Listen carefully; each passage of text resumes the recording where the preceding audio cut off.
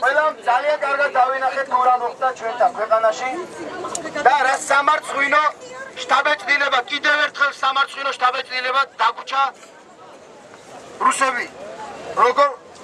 როგორ იქცევიან საქართველოში შემოდიან საქართველოში და მარადიორობენ და რისთვის თუ კი ხალხი ასე მშიერი ყავს და ასე ჩაუცმელი ყავს რუსეთის ხელისუფლებას და მით უმეტეს ჯარი რომელიც ასე მეტად სჭირდება მათ მთელი ქვეყნის და მთელი მსოფლიოს დასაპყრობად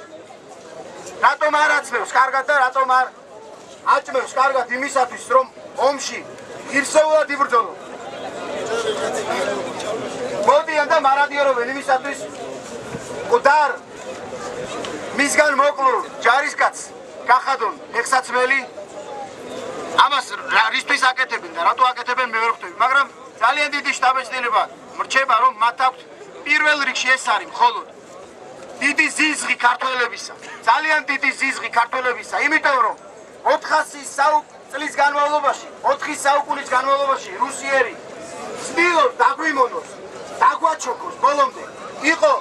წლები იყო საუკუნეები როდესაც ისინი ისე გვებრძოდნენ ეს კიდევ არაფერი არ არის საქართველოს გარუსება მიდიოდა როგორც ეკლესიაში ისე ერში ცდილობდნენ ამას გაეკეთებიან ბევრი დაგვიხოცეს ბევრი დაგვიხრიტეს